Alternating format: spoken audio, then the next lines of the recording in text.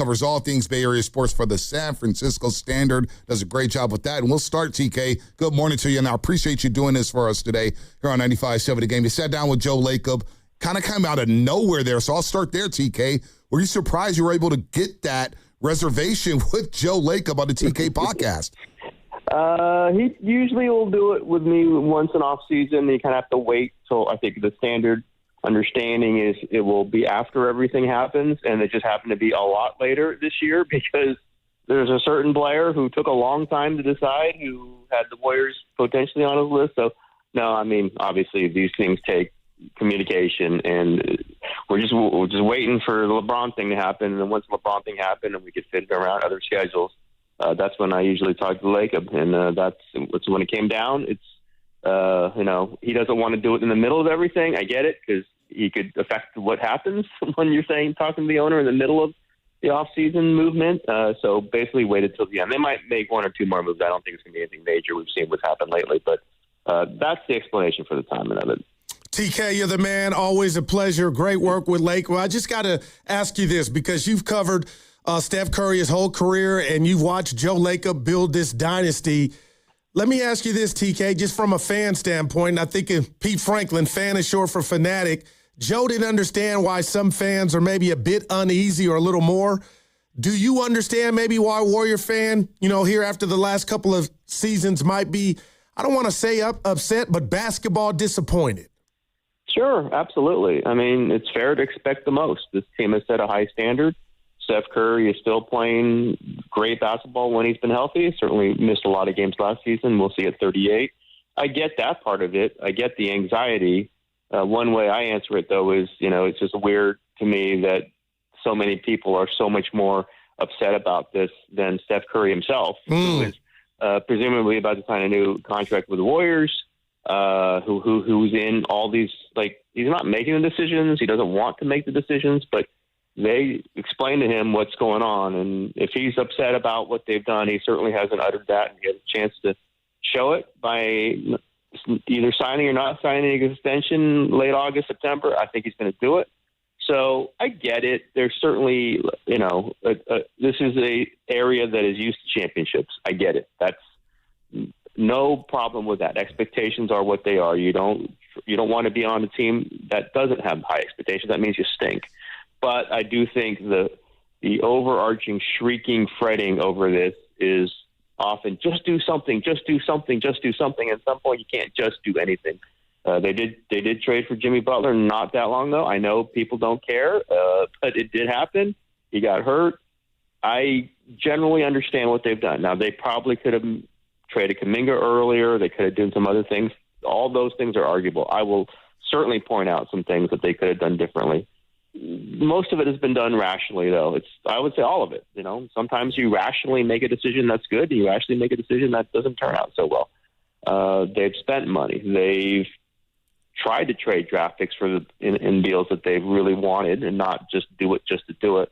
So I get all that, but I also understand, there's anxiety because it's never going to be another Steph Curry. That part I get. This is never going to, even the Steph Curry that we've seen lately, they're never going to be something like that happen here. I get that, but also, I guess what I do sometimes point out, and I'm doing less and less on Twitter. I know Bonte is excited about me on Twitter, but I'm kind of backing away from it because it's just people have decided one way or the other. They're not getting changed. I get it, but it's hard to win with a 38-year-old, superstar. It's hard. There's not many teams have ever done that. Michael Jordan, I think, won his last championship at 34. Yep. This is hard, and it doesn't explain that fans don't care. I get it, but it is not easy, and you also don't want to bankrupt yourself in the future for something that isn't going to get you a championship, just to show fans that you're doing it.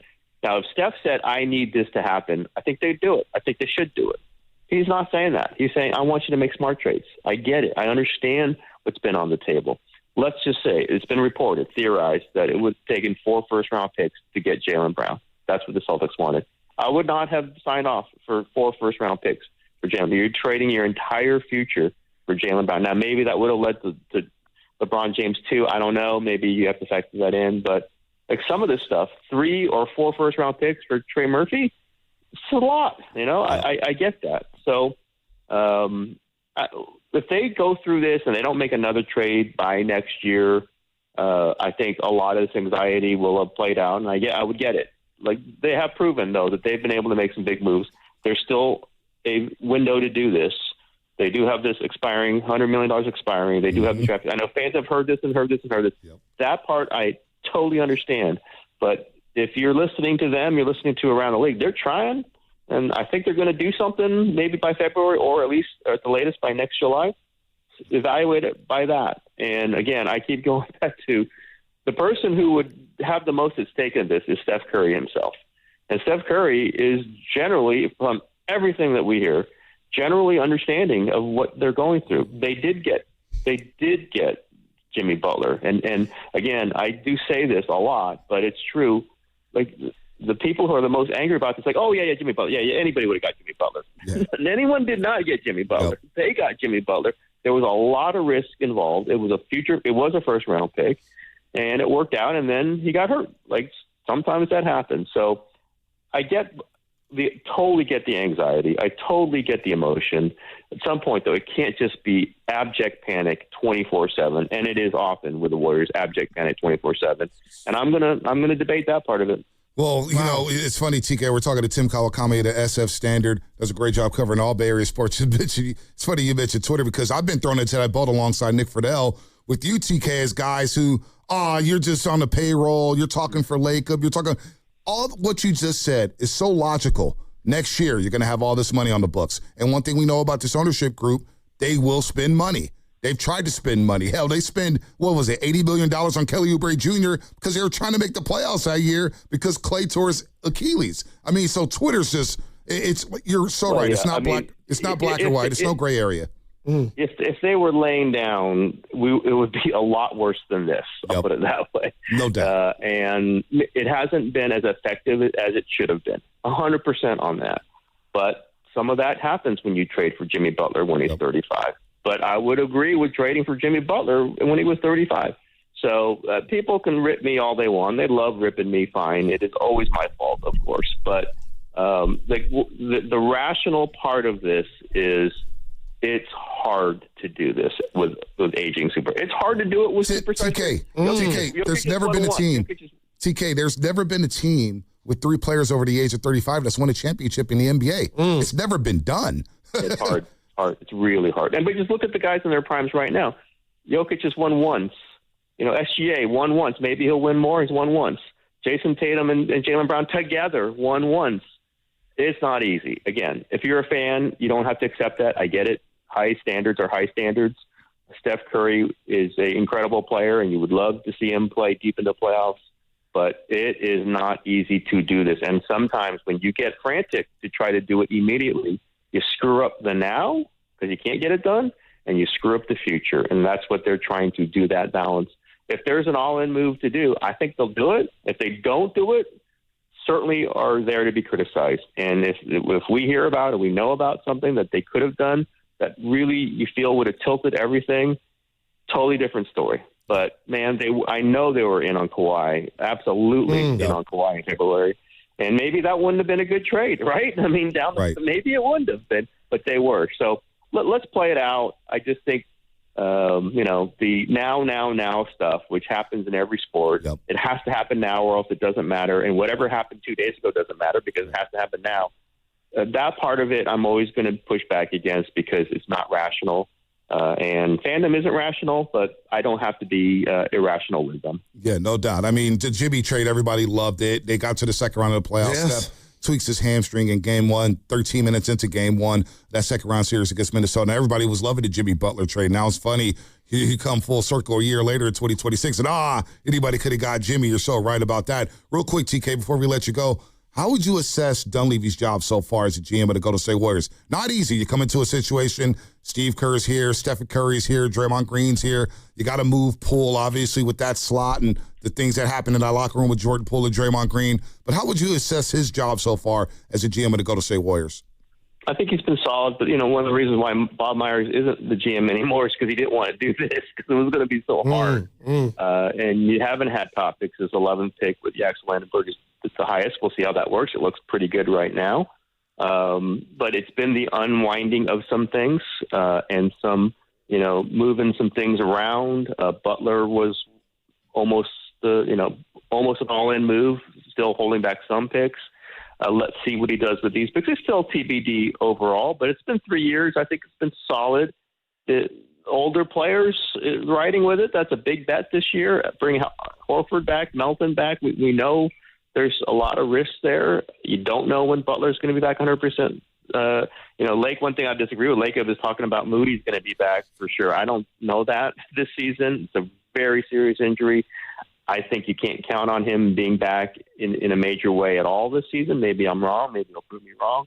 It's a lot to be betting on without knowing for sure that there's an acquisition down the road. But I think Dunleavy has been kind of what they needed. Again, if you take this, contend for a championship every year out the window, because it's not going to happen as Steph Curry ages. It's not. Can you rebuild yourself to do it one more time over a 5-year span of him in his later years? This had to be done. It's a little bit of it's tough, right? You're Klay Thompson. You're saying, Klay, you're not coming back, or if you don't accept this one deal, then we're never. This is it. You're not going to come back, or whoever else you're going to have to do. You have to put Draymond Green theoretically in a trade offer for Giannis. That's not fun. These are things that Myers didn't want to do, and I get it. It's going to be hard. Dunleavy's pretty well set for that, though. I've said this before.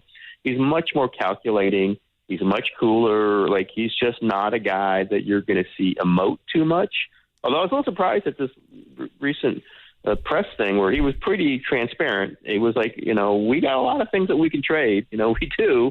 And we'll see. And the roster now isn't necessarily going to be the roster in January or February. That's about as transparent as he can be. That's a little Joe Lacob there, right? That's much more Lacob than Dunleavy. But Dunleavy's much more of a kind of a behind-the-scenes, cool hand. If I got to make a move, I'll make a move, and I'll make a move for anybody. That's him. Myers could do that. He didn't want to say it, though. He didn't talk like that. And I think they've needed that. I don't think fans connect with it as much. That's okay. And Dunleavy has the history as a player that was a little disappointing. But I think he's kind of what they need right now. You kind of need a little bit of, cold viewing of this is what our reality is. Maybe it's going to get him to the next era faster and better. Maybe it's going to be a better blend of the final years of Steph to the next thing. I get why fans don't want to hear that. And someone came up to me, 49er person, it's like, oh God, I heard Dunleavy wasn't very good on the Zoom call. And I go, I didn't hear it, but I think what he said was fine, actually. Right. I mean, I get that there's a response. Oh my God, he's saying that they're going to just, haven't done anything. But I think he said that they're going to do something if you really understood what he said there. So I get it. Again, high profile. This isn't the Charlotte Hornets. This is not, this ain't the Orlando Magic. That's all love to them. If I get aggregated for saying that, this is a big time. This is the Lakers, Warriors, Celtics, Knicks. Those are 4 massive teams in the league. Everything you do means something. It's Steph Curry. The hyperventilation will cool down when Steph is no longer the greatest player on the team, whenever that happens. But would you rather have that or this? You'd rather have this. You're right. You'd rather have Steph. You'd rather have the pressure of doing what's right by Steph. I 100% agree with that. And it all changes if and when Steph ever says, I can't do this. I got to go. He hasn't said that. There's no indication he will. I would go by that. I don't know why fans really don't want to. That's how I'm kind of operating in this situation.